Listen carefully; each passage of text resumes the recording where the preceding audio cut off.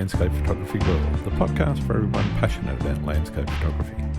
I'm Grant Swinburne, and I'll be your guide as we explore the world of landscape photography through the eyes and lenses of photographers, up and coming and seasoned professionals alike. I'm trying to dig a little deeper into the way they think about their photography, how it fits in their lives, and where they see it going into the future. This week, I caught up with Alfonso Calero. He grew up in Manila with National Geographic on the coffee table and his father's camera in his hands. After moving to Australia at 15 and spending a year travelling in Europe, he eventually turned a lifelong passion into a professional photography career at 30.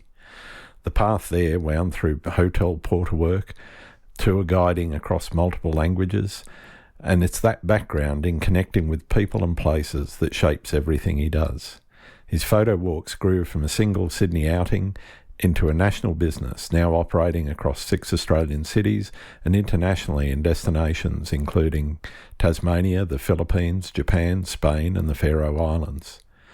In this episode, Alfonso talks about using the camera to build empathy with local communities, the importance of returning to a location repeatedly to truly understand it, and the logistics of running photography experiences that work for complete beginners and experienced shooters alike. I hope you enjoy the show. G'day, Alfonso. Welcome to Landscape Photography World. Thank you for being on the show. Thank you for having me. It's fantastic. I appreciate it so much. Thank you. Let's talk about why Alfonso Calero is a photographer first up. Why do you do photography? What is it in your life? Yeah, I was influenced by a lot of National Geographic to start with, like a lot of photographers. Mm-hmm. So my parents have always subscribed to the magazine from birth. Born and raised in Manila in the Philippines, my pseudo-American accent is from the influence of Manila, and Alfonso is a Spanish name. You know, they invaded the Philippines 500 plus years ago. So you think, early 1970s in the Philippines, martial law, living in a gated community. President Cos and his wife Imelda and all that sort of thing. Yeah. And guess who's the president now? His son, Bong Bong, what a name.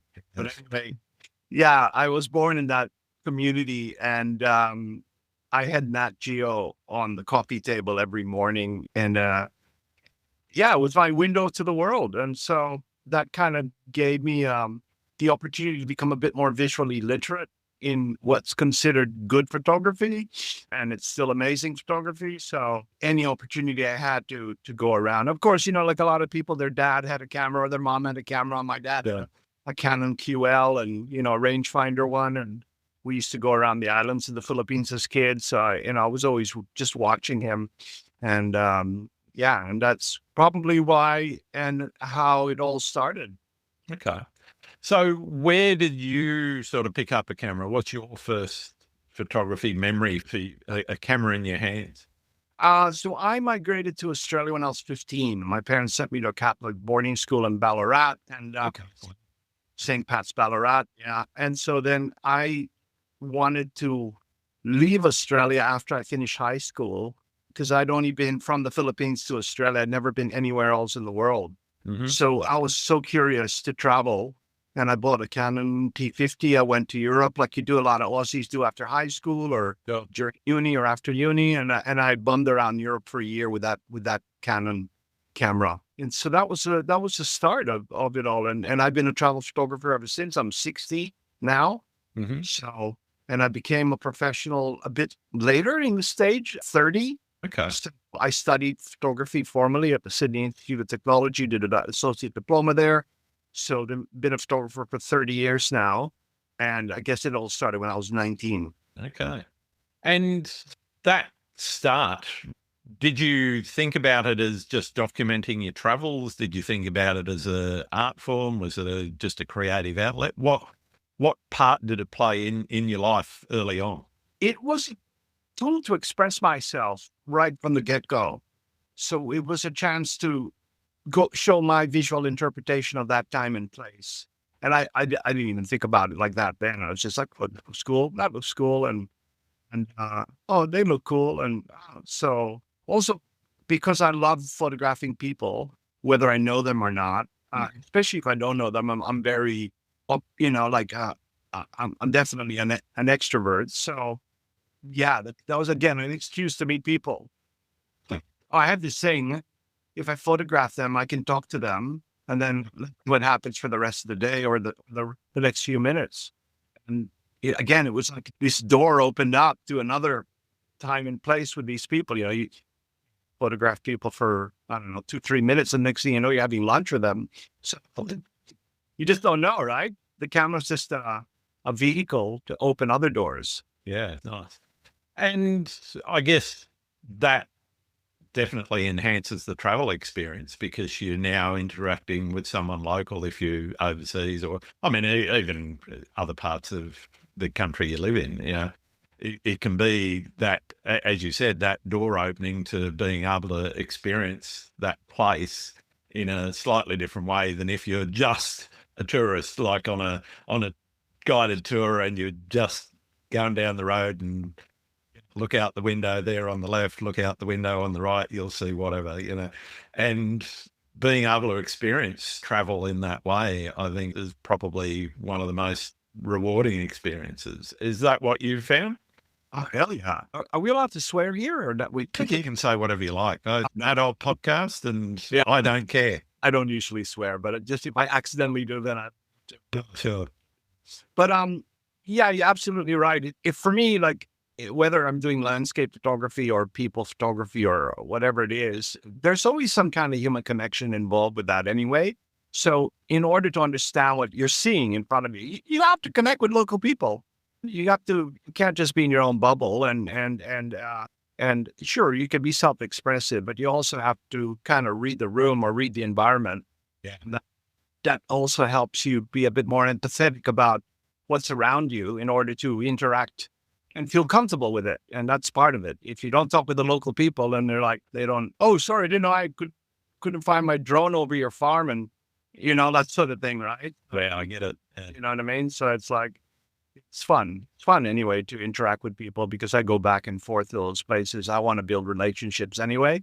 So if I can start with a good relationship and then build on that, it's important. Yeah, makes a real difference. I know some photographers, being introverts, struggle with that aspect of photography, particularly street photography. That can be really challenging if you're more introverted than extroverted like yourself, where you're more able to just rock up and approach somebody. So for introverts, very much like me, I struggle. I don't like talking to anybody if I can avoid it. But I do agree with you, finding local people and talking to them and understanding what's going on in the environment really enhances the experience. I find though that a lot of introverts they're actually better at connecting with people on a one-on-one or one-on-two level, because they want to have more meaningful, not shallower. They want to have deeper connection. Not saying that extroverts are shallow about it, but we're just more comfortable about that initial conversation, right? So with my customers too, I always, if I can introduce them or if I need to introduce them, fine. But sometimes you don't have to always talk with people on the street. You can do, street photos without permission as well, as long as you don't cause any, not, the hunter fisherman thing, don't paparazzi versus waiting for something to come up. In some places, you've got to be careful what you take photos of. The military in some places or the police in some places are quite sensitive about whether or not you're pointing the camera in the right way. Yeah. And also some cultures in general don't like it.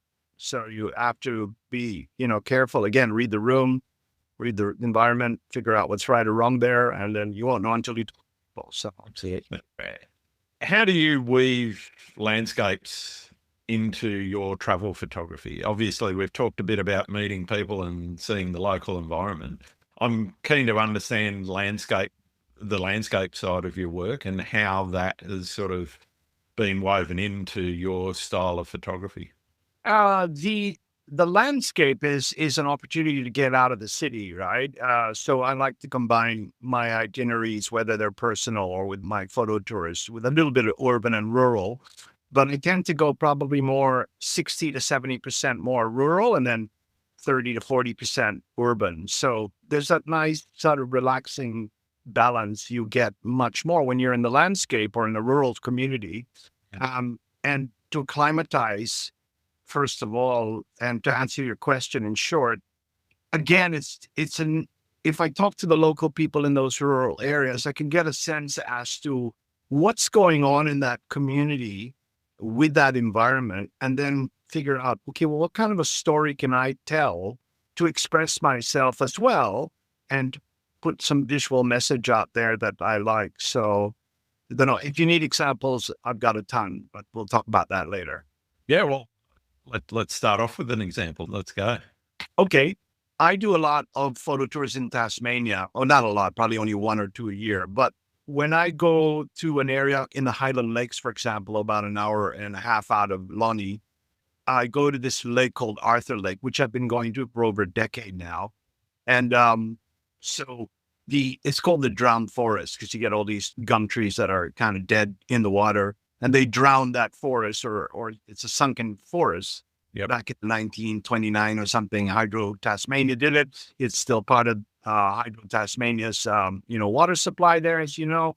And so, the great anglers place, they had the fly fishing championships there in 2018. There's a lot of mystical, magical, melancholic kind of feeling in that place. Yeah. And so, learning about the history of a place, learning about, what are the pros and cons of what's the impact with the environment, with what they did back then, and how can I just photograph what I love to go and photograph over and over again and still get something interesting out of it. So I love going back to a place. Sure, it's great to go to a new place, but I love re-exploring an environment. And then also the customers that I take too, or friends, they open my eyes up to things I would never have seen. And Sure. Let's talk a little bit about the tour business and Sure. how you've set that up. What got you interested in doing photo tours in the first place? So my background before I did, in short, again, so I went to Europe, came back, studied hotel and restaurant management. Then I went to Japan. I taught English for about 4 years. My wife's Japanese. I lived in Tokyo for that time. Again, that gave me a chance to travel a lot. Came back, studied photography, became a tour guide. I speak Japanese and Spanish and Filipino. So I was tour guiding in those languages, in English as well. And then I started doing photography while I was studying photography. While I was tour guiding and doing photography, I thought, oh, why don't I do photo walks?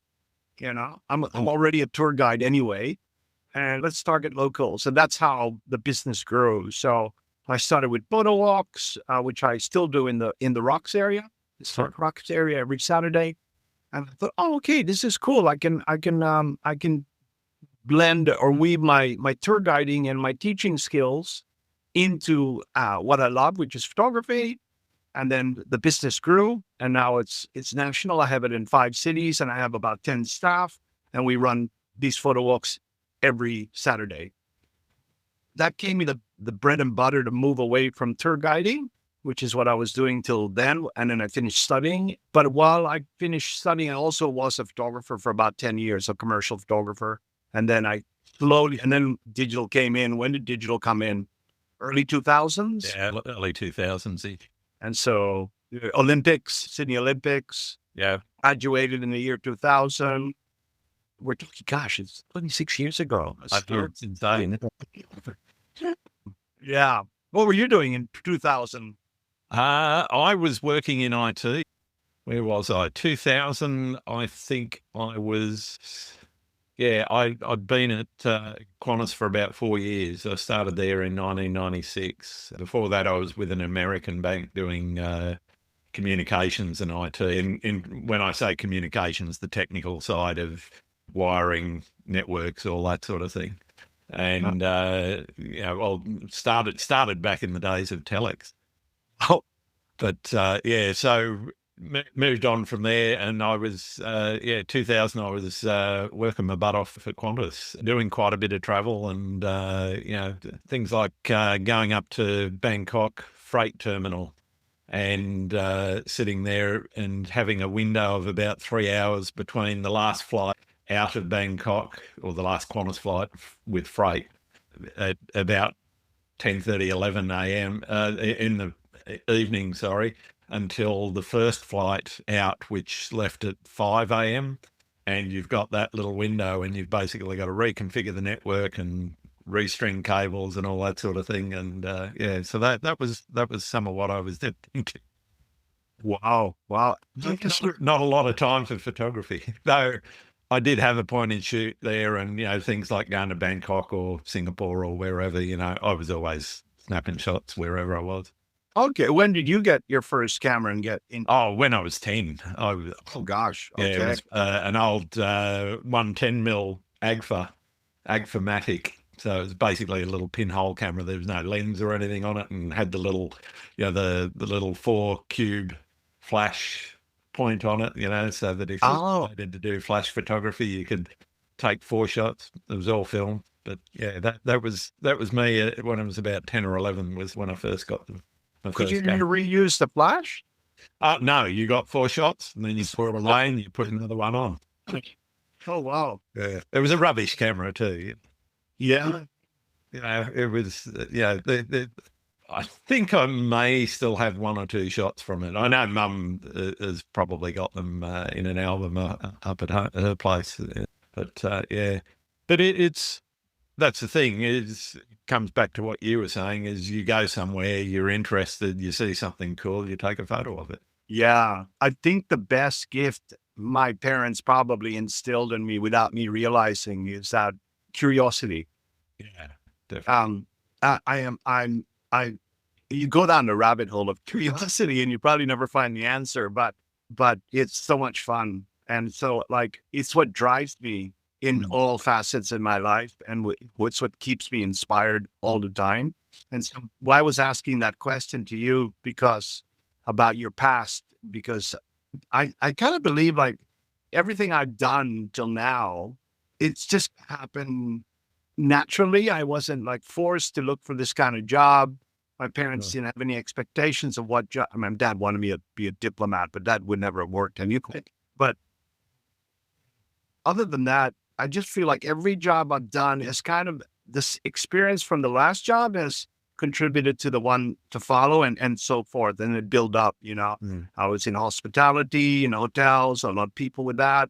And then I was teaching English in Japan. And then I became a tour guide, studied photography, became a photographer. Now my first job was a porter carrying bags. Okay. Menzies when I was 19.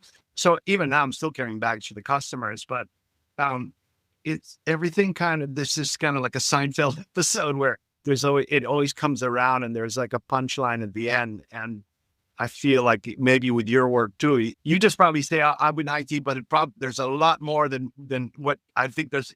I don't know much, but I'm guessing here it wasn't just IT based on that story you just talked about in Bangkok.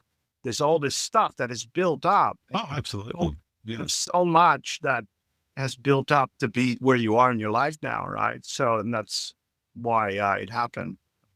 And I think personal experiences, emotional experiences as well, influence the way that you choose to record the world with your photography. And I'm interested in how that's happened for you, how those experiences have sort of influenced what you shoot, first off, but also a little bit about how you shoot, because I'm convinced that where you live and the experiences that you have influence both, obviously, the local things that you see around you or what you're going to shoot, but where you live and your experience, emotional, whatever, those things factor into how you actually shoot, and they change the way that you actually record the world.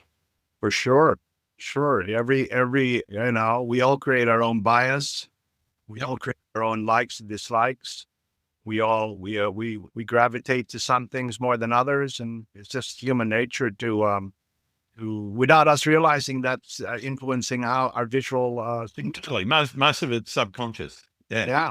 Yeah. We don't realize that's our signature. It's like our our visual signature, and we don't know. And we talk about style, we talk about this and that, but I think in the end, for me, what's interesting is when you do the archive digging, Then you look for common threads from your past photos, and also you can pick the things that you're like, oh gosh, what did I do with that color or that comp or this and that. But other than that, you're like, oh my gosh, I didn't realize this is really, there's a common thread here, but it's hard. It's hard to find it. Other people will see it better than you because they have a lens from further back to look at things, So, Oh, absolutely. I'm keen to understand the experiences that you've had, how they have influenced what you shoot first off, but also how you shoot. How have they actually done that for you? I think I feel before I think, right? And then later I think about it. But because I feel before I think, sure, you think about stuff, you can always plan things, you can pre-visualize some things, and then it will never work out. But most of the time, it's always spontaneous. Mm-hmm. So I also like to compare.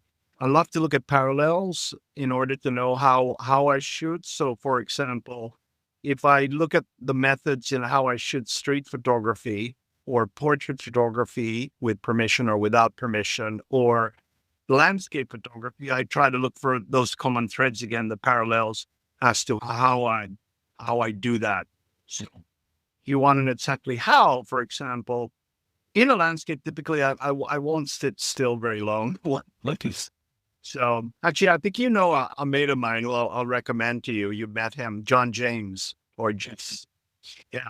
And we've photographed I've known him since I was 19. And we photograph in numerous places together. And he sits in one place most of the time. I don't know if he's changed that a bit more. And he always says to me, "You're done? You're done?"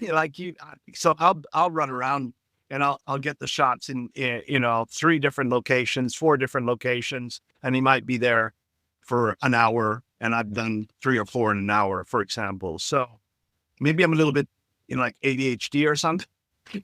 I got it. Like, oh, that's good. Oh, that's good. So again, it's this curiosity. Yeah. Something that I've worked on personally, because I have been quite similar to you. I struggle to sit in one spot for a while. Oh, good.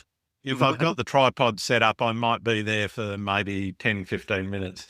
But as soon as I've got the first few frames and I'm looking at the back of the camera saying, yeah, that's good, the next thing that pops into my head is, okay, let's look around, see where next. What's my next comp? Where am I going to go from here? And I don't know about you, it's something that I've worked on to try to do that less, but the struggle is real.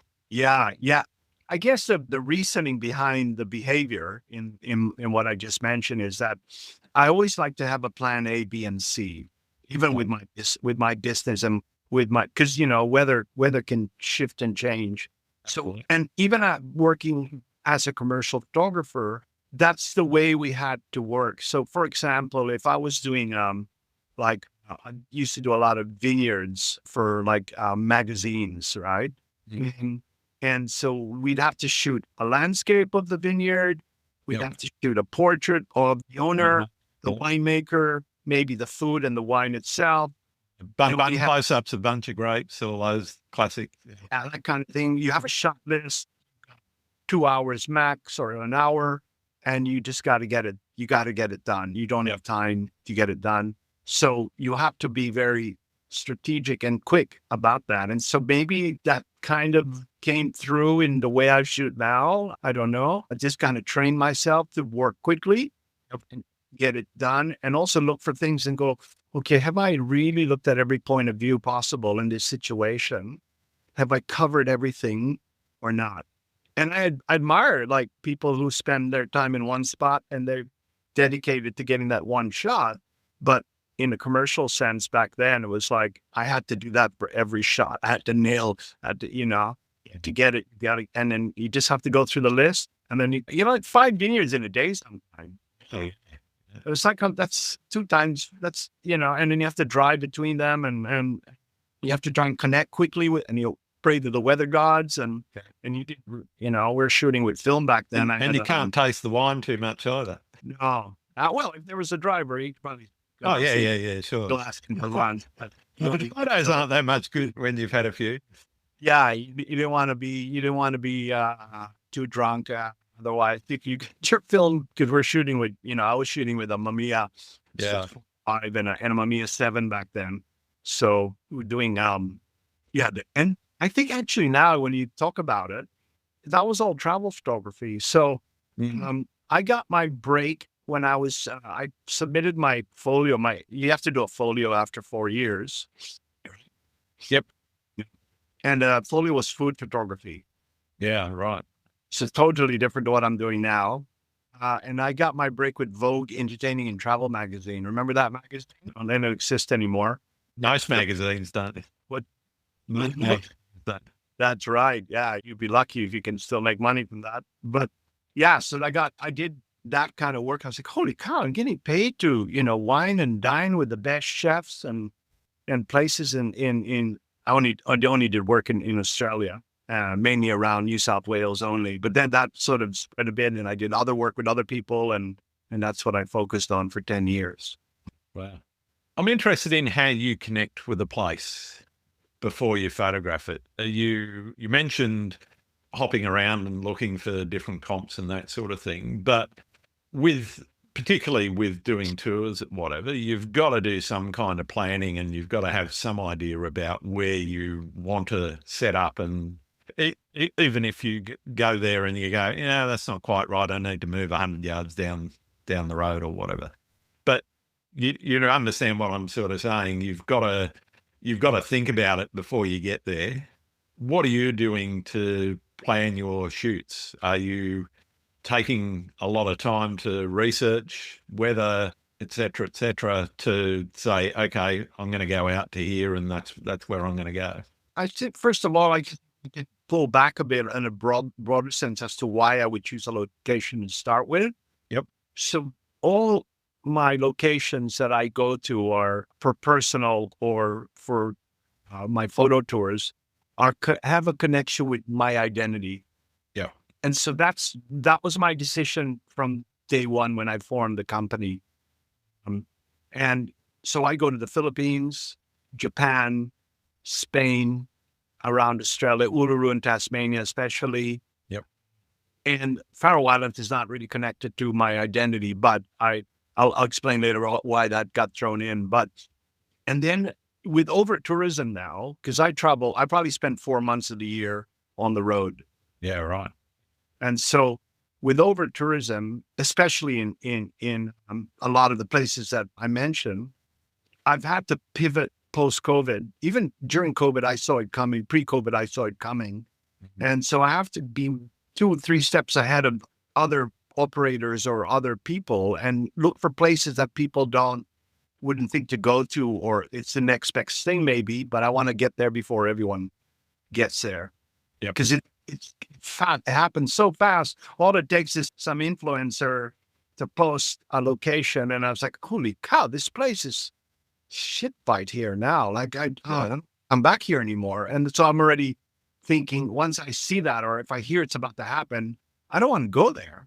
I couldn't be sure. I love people, but I don't want shoulder to shoulder tripods next to me. What the hell's that about? So it's like, and I want my customers to feel relaxed in an environment where you don't have a shit fight going on. I want them to feel like they're getting something very unique. And so am I. And so that's the first thing to answer your question. And then, of course, all the planning that goes in, and then you pray to the weather gods. And then I guess what I try to teach myself and my students, I can call them that, is that there's beauty everywhere. Yeah. All the time. And so that's why that idea of shooting 3 or 4 places in an hour gives me an opportunity to offer them a menu of choices. Mm. And not every choice will be to their liking. So if I can offer them 3 or 4 choices, go, yeah, what about that? What about this? What about that? And most of the time I'm not intrusive. Like I'm not, what are you doing there? Or, shoot with this, sure. If they want to know anything technical or not sure how to use their cameras, I'm there within a few steps of them all the time anyway. So answer your question. Yeah, no, definitely. One of the other aspects you mentioned was having a plan A, B, and C, particularly for tours. How do you go about setting that up? Because obviously, weather conditions, wind, rain, storms, etc., they can impact what happens. How do you when somebody's paid a good sum of money to go overseas in particular on a tour, you better have those plans in place. So what are you doing to make sure that there is a plan A, B, C, and D? First of all, you need to manage. Are you talking from a commercial sense? Yeah. So you always need to manage the customer's expectations. So I spend weeks talking with them, maybe months. So we set up a WhatsApp group all the time. Yep. So that they can get to know the other people in the group too. So I think that's very, very important that they get to know the other people. I only have 6 max anyway in the group, and then the plan A, B, C, D thing obviously comes from understanding a location a lot. Yeah. Of course, I would never take a group unless I've been there a few times. Yeah. I'll Right. never take a group unless I've got some half decent photos to promote the area. Mhm. What's the point, right? It's a bit cheeky if you didn't do that, right? Yeah.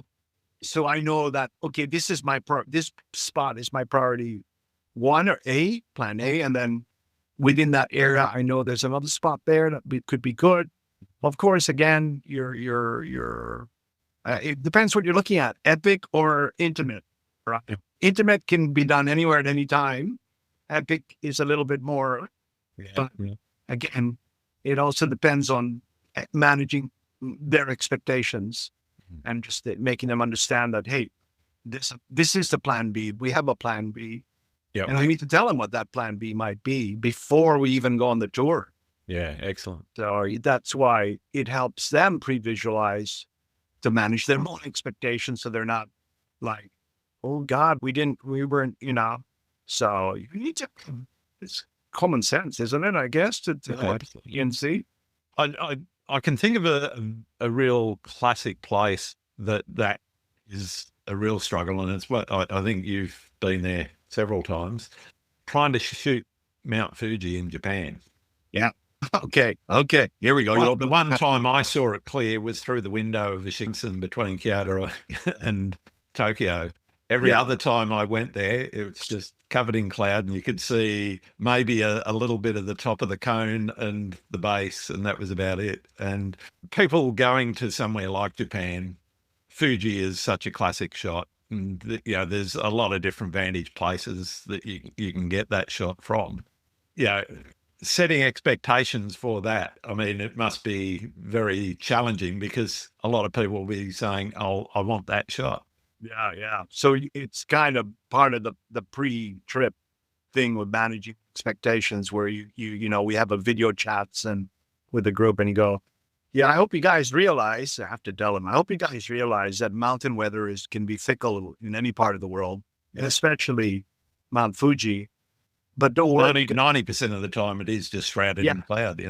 However, we're staying for 2 nights, which is what we do anyway. And the chances are a little better, but there's no guarantee you're going to even see it. Even though we don't, it said there are some amazing forests, and when there's fog, there's forest, and there's nothing better than a fog forest. And I know a few that we can go to that we can photograph, and it's amazing. And sometimes customers actually, even though they've managed to get both the Fuji shot and the forest shot, they end up loving their forest shots more. And they say, yeah, this is around Mount Fuji.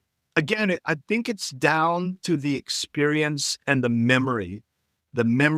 So I've said this before, but I think photography is it's a collection of your subconscious memories. Yeah. Right. If you know what I mean. Uh-huh. So you're drawn to things without realizing that have to do with your subconscious.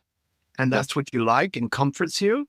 And then you consciously photograph them, and then you bring them into fruition as an image to visually express yourself. But it's actually, you're just tapping into something that has influenced you in the past, whether it's recent or from a childhood or a year ago, or, so I think that also helps me understand each customer to figure out, what makes this person excited about something visual. Then that takes a long time to figure out for them and for me. So I ask a lot of questions, and it's up to them, right? If they want to open up, that's fine. Some people like to document. Some people like to document and be self-expressive. Mhm. But I think deep down inside, all humans want to be self-expressive. Everyone has an opinion. Oh, absolutely. So why can't they have an opinion visually? Yeah, totally. No. Brings me on to a question that I ask quite a lot of photographers on here. How much of your success do you feel has been due to your ability to communicate visually with your imagery? Again, is the question with success to do on a personal level or Just in general. in Yeah. general? Well, I mean, for some people, commercial success is what it's all about. For others, the satisfaction of educating is a big driver if you're doing tours and that sort of thing. For others, it's simply the creation of beautiful imagery, you know. So something that brings them joy is really the reason they do it. So I'm just interested in how different photographers look at it. For me, I think everything's intertwined anyway. And so my job feels like a hobby even till now. I'm lucky. I can say that. I'm very grateful that so I have a lot of repeat clientele, and so I learn from them, they learn from me. And so we grow together as a community, if I can call it that, or as individual friendships go. And that journey to grow, whether I'm not alone. I'm never alone. That's the thing I don't photograph alone. Okay, interesting. Yeah. I never really, come to think of it, I hardly ever go around and photograph alone. I'm always with someone around me, whether we're like together at that time and place. Yeah, Can yeah. happen or not. Maybe I'm a little bit away from them or not, and they're doing their own thing, but I always have to look at whether they want to. Yeah. So I'm alone when I'm with them, but I'm always with other people, if you know what I mean. I do. Yeah. Yeah. So the success part of your question, I think it feels so comfortable to be in that situation I'm in now as I've grown, at 60 years of age, to feel comfortable in the environment with the correct people. Yeah. So I will never take anyone I have never met before. Okay, interesting. Never. I need to meet them. I need to talk with them. I need to video chat with them. We need to feel comfortable with each other. So if that works out, then it's going to be a lot easier for everyone. Yeah, that makes a lot of sense. Yeah. Yeah.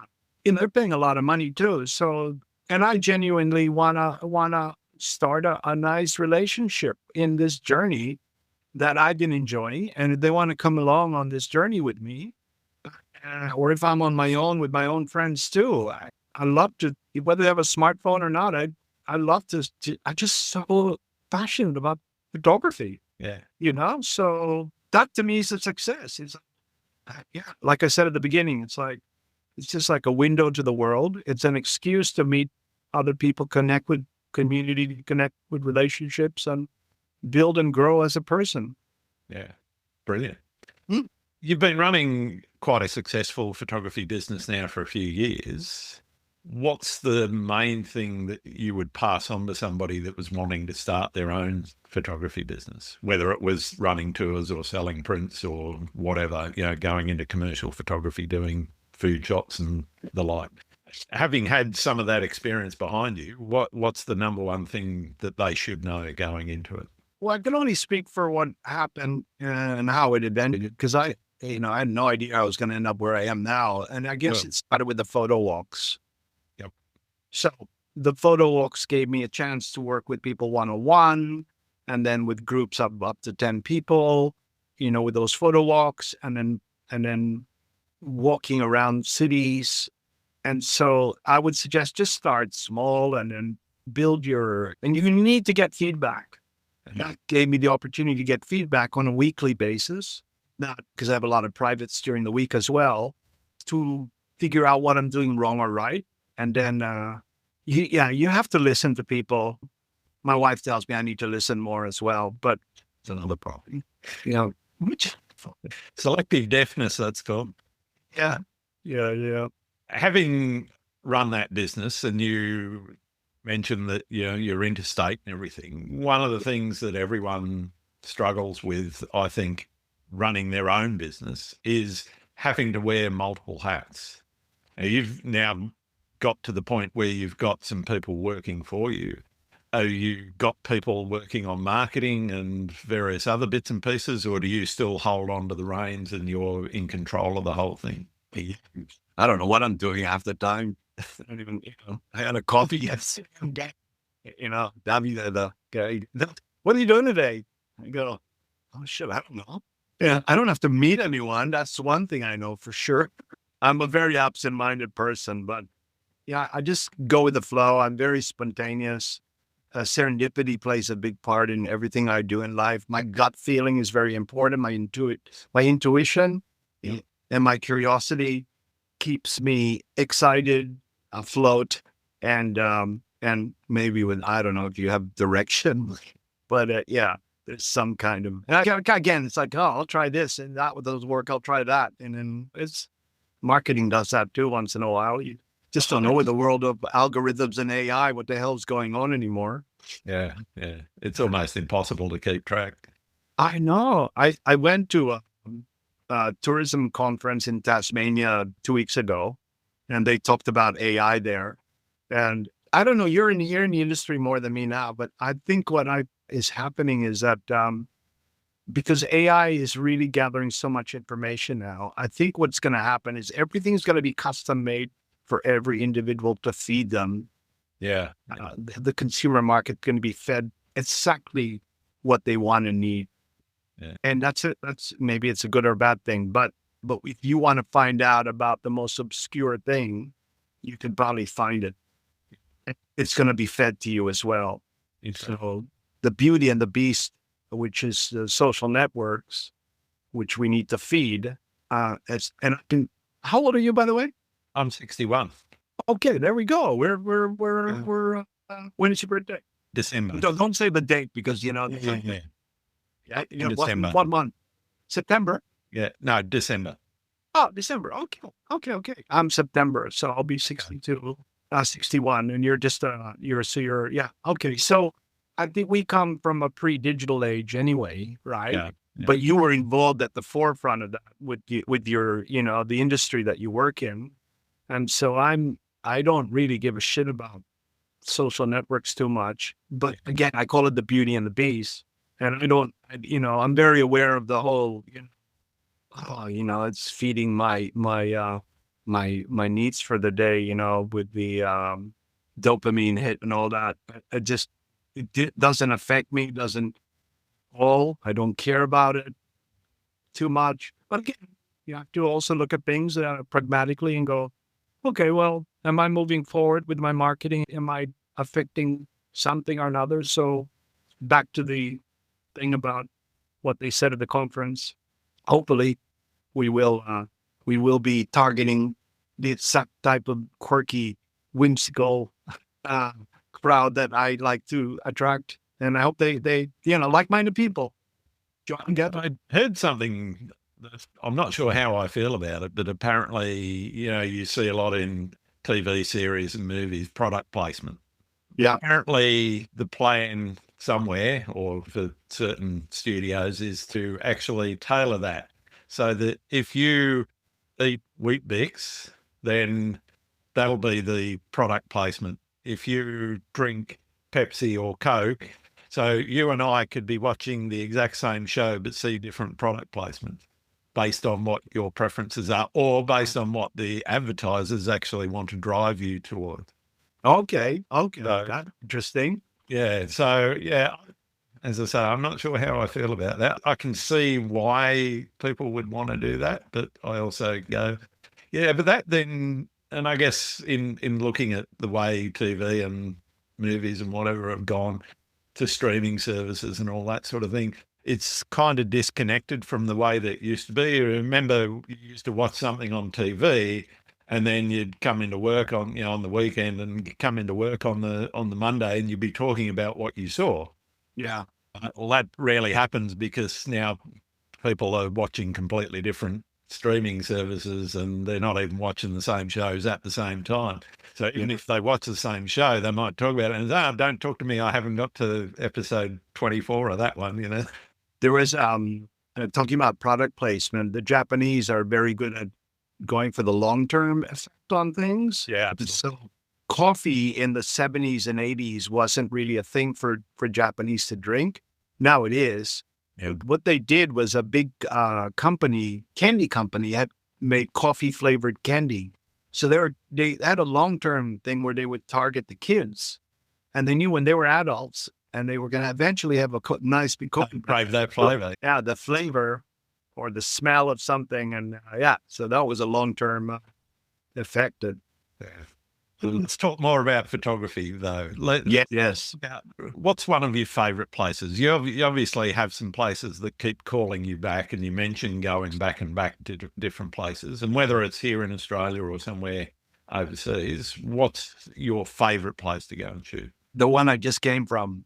But if you ask me about the one you know what I mean by the answer? Yeah, I know that. Yeah. So every place is my favorite place. I hate to sound like an eternal optimist, but every place is my favorite place because it's the one I just came from. So, and also the one I'm about to go to is also going to be my favorite place. Yep. And then if you ask me after I've been to that place, where's my favorite place? It would have been just that one.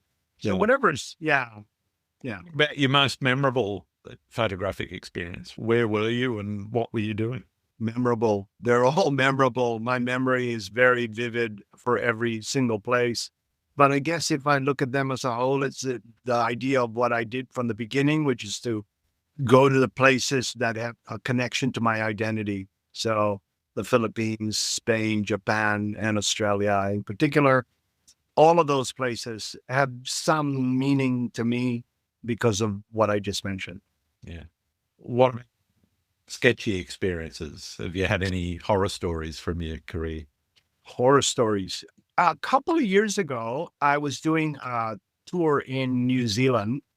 I don't normally do New Zealand, but so I've been there, a few times, and I knew the places, and then I'd gone and done a tour with Ecuadorians from a photo school. They were a bundle of laughs, and on the last day of the tour, I was loading the minivan, and I don't know. You've seen those Rosetta Sprinter doors? They don't have a back latch on them. And I was driving to Queenstown Airport to head off back to Sydney with them, and the doors slammed because it's gusty. There was a big storm coming, and it was a thunderstorm and gusty winds, and it smashed the back window of the van and the side window as well.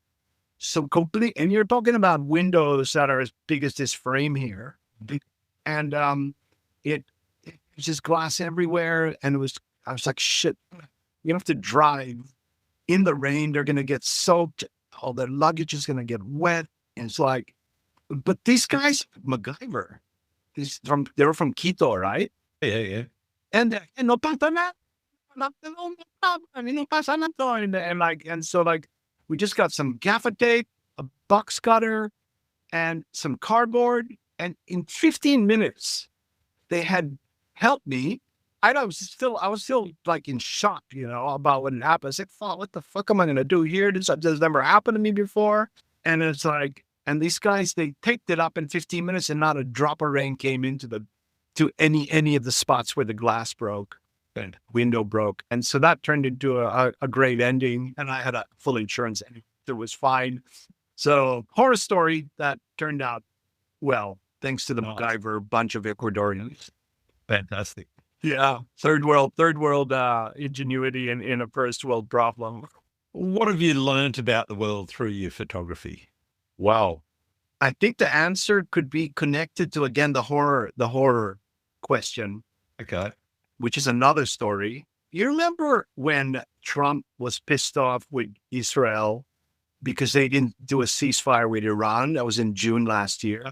Yeah. And he swore, and he was on national TV about that moment when those missiles were being fired. I was on a flight with my wife. I was going into Doha. Yep. Remember? And Doha got hit as well, right? Because it had And so we left Heathrow in London, and our flight was delayed a couple of hours, and they didn't even announce a single thing about what was going on, even though it was all over the news. They said, "Yeah, you're good to go now. You can go to." It was a Qatar Air flight, and we're flying over Egypt, I think near the Suez Canal somewhere. Sure. So we're 2 hours from landing in about 2 hours from landing in Doha, and I couldn't sleep, and I had a window seat, and the plane was practically empty because nobody wanted to get on the plane, probably, right? But anyway, we got on the plane. Ceasefire is the title of the series and the photos I did, and I got my camera out of the bag and I started photographing an incredible dawn light. It was pre-sunrise when that happened. And I was just clicking away, I said, what the? And you see this, it looked like jet streams. Yeah. So, it's quite a long way, looking at it from a distance from Egypt to Israel. Mm. And they're firing towards Iran, which is even further away. So they're really tiny kind of jet stream like. And that moment, to go back to your question, was like, I had no idea what I was photographing at that moment. It just looked so beautiful and surreal. And I had a feeling it may have been missiles. And then that was like utopia versus dystopia moment of that mixture of to answer your question. Yeah, fair enough. Yeah. Do you ever struggle to find inspiration? It sounds like you don't. It sounds like the curiosity in you is always there. Yeah. Have you ever sort of hit those creative walls that many creatives struggle with? No, but you can get tired, and after I photograph a lot on a big trip, and I just need to rest, and I don't got my camera for a few weeks, but it's not because I've lost my mojo or I'm not inspired. It's just, I think everyone needs to have a rest. Yeah. I heard a funny thing the other day on a podcast, which I really kind of answers your question. I think it was Chris Rock. I think it was Chris Rock or Kevin Hart or Chris Rock. One of the comedians anyway, he told Trevor Noah, he said Trevor Noah was getting really good with his comedy. And he said, you need to experience life. You need to stop. You can't just do comedy all the time, back-to-back shows because you're doing well at this time and, make hay while the sun shines. Yeah. You need to have a break in between, and you need to do other things. I have so many other hobbies and so many other interests that I need to have a break. And if I have a break, then and when I'm ready, I'll get back and do what we do and love. Yeah. Fantastic. Yeah. What about photography's place in society? What part do you think it plays in society in general? Photography, and if I can also add video or movies or it depends on the genre, but if we're looking at landscape photography, it's inevitable that it has to talk about the future of the environment and how we need to protect it, with how we need to understand it, or how we need to coexist with what's going on. So back to that story of Hydro Tasmania and the drowned forest. I think in that location, it's fine what they're doing, even allowing people to go and fish there. And we need to find out what's going on with the environment in detail and connect with community to hear both sides of the story and use our photography to spread that message as truthfully as possible, because in the world of fake news, we have to tread carefully as to who we communicate with and how we communicate with them, which have what, you know what I mean? Yeah, I know exactly what you mean. What do you see as being the biggest challenge facing photographers and people with photography businesses right now? Well, I guess there is a similar thing that happened when we went from film to digital. Everyone became a photographer. And now with AI as well, there are even more photographers coming about. And also a lot of people want to do what we do, which is fine. But like I said, just tread carefully, start small and see, competition is good, but I don't see that as a threat because I only compete with myself. So The only person to argue with is the one you're looking at in the mirror. Yeah, nice. The best and or worst piece of advice anyone's given you? Best advice, in photography, you're talking photography, perhaps, just get a writing camera. And the worst advice is to edit it later. You'll be right. You can edit that later. Yeah, maybe a little bit of that, but yeah, I think that probably wraps that up. Okay, sounds good. What do you like to do when you're not doing photography? I love languages. So I like to try and get better at the other languages that I speak, to read, write, and speak as much as I can. And I love music. I love to listen to music a lot. Food. I love going to places that have good food and good coffee. So food is a community. Food is life. Food is connection with friends and family. Yeah. Fantastic. And that's all connected to when I travel anyway. So it's all Yeah, well, absolutely. win-win, right? One of the best parts about traveling, I think, is, finding those little food gems floating around the place. Yeah.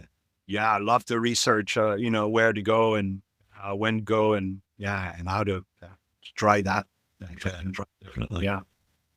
Are there any photographers that I need to be talking to? You mentioned John James. So who else should I talk to? How many maximum are we going to say? Oh, let's say 3 or 4. Okay. I don't want to, it's so many, right? Yeah. That's the problem. Yeah, that's the problem. A friend of mine, I asked him if he wants to talk, Daniel Corden. Okay, yeah. You've heard of him? Seen that. Yeah, I've seen Daniel's work. Yeah, so Daniel, a Russian man, lives in Bali. So I met him in Japan. He's my competitor. But, I think he's got over 2 million followers on Instagram. Yeah, I'm just interested. I haven't really seen a lot of interviews with him. Yeah. So even though I know him, I want to hear what he has to say. So very interesting to hear that. Also, another competitor, which is a friend of mine, a good friend of mine, Luke O'Brien. He works out of Hobart. He's just a lot.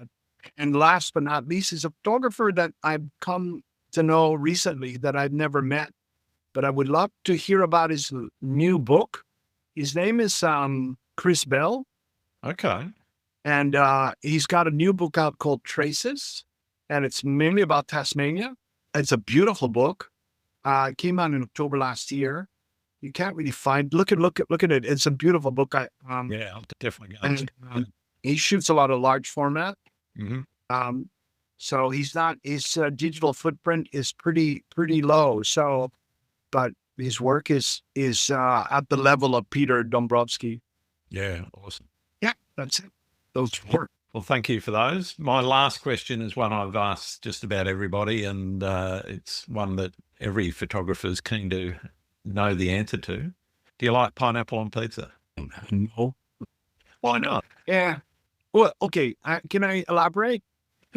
I eat anything and everything. So if you invited me over and we were going to have pineapple on pizza, I would eat it. I'm fine. I wouldn't order it, by the way. Yeah, I wouldn't order it. It wouldn't be, if I went to a restaurant, I wouldn't order it. But if we're a group of friends and they ordered it, that's fine. I'm not going to say, a pineapple on pizza. My taste buds are I love this hot, sour, salty, sweet mix if they can. But I don't know, it feels like an over-processed photo sometimes, That's a good analogy. I like it. But I am curious to try. I haven't tried it because it's a YouTuber. Because I knew this question was coming. So I got curious. Is there a possibility? And there's a big Italian pizza maker, YouTuber guy who has a shirt said, about don't have pineapple on pizza. He's sacrilegious about that idea. And he actually makes a pineapple with pizza, but he doesn't use a tomato base. Interesting. That's where the problem lies, is when you mix the tomato with the pineapple, it's like, what the hell's that? It just doesn't work. So, in my opinion, right? So he has it cream cheese. He makes 3 different types of cheeses and Parmigiano in particular. He'll make it into a cream base and then he will use that. Yeah. Okay. I can see that. And it tastes. And also I would rather, because I'm from the Philippines, I would rather get fresh pineapple, not canned tomato. I know. In the Philippines and in Japan too, they put salt on the pineapple or the suica, which is watermelon in Japan.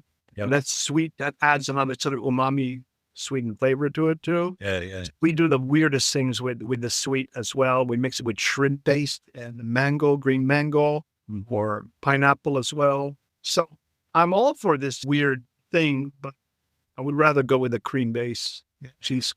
You might have stumbled on a way to convince some pineapple haters to join the club. This guy has a whole YouTube channel on it. So, Yeah. and he didn't mind it at the end. So, but at the end, he still said, "Don't do it." Don't do it. Yeah. He's gonna Sounds very non-traditional. I got to say, none of my Italian guests have been for it. So I agree with them. Yeah. But I'm always open to new ideas. Like I said, with photography and pizza, and I think it's always good to not be so like stubborn about one idea. And I'm always open to new ideas, and that's always another option. thanks so much for being. Thank you. Alfonso. It's been absolutely wonderful getting to know you. Can people find? Likewise. What's that? Where can people find your work? My name is Alfonso, not Alonso, the race car driver, and it's ALFONSO. Yep. .com. Will get you real estate in Mississippi. Okay. But please add the .u, and you Okay. will see me in Australia. Fair enough. I have nothing to do with that in Florida or as well. But anyway, alfonso.com.eu. Lovely. Thank you so much. It's been fun. I hope I can meet you. Let's meet for coffee or a beer, whatever you like. Yeah, that sounds fantastic. I'd love to do it. So, Yeah, anytime. Let's go and shoot with, I don't shoot alone, so let's go shoot together. yeah. Why not? Why not? Yeah. All right. Thanks again for listening to Landscape Photography World. I hope you enjoyed the show, and keep listening because I'll be joined by some great guests in upcoming episodes. You can find my work in this podcast at Grant Swinburne Photography. You can find my work in this podcast at grantswinburnephotography.com. I'm also on a load of social media. Just look for Grant Swinburne and you'll find me. Don't forget to like, comment, subscribe, share this thing. Let people know that you are listening to something that you enjoy. And I hope to see you out shooting soon. I'm Grant Swinburne. Goodbye.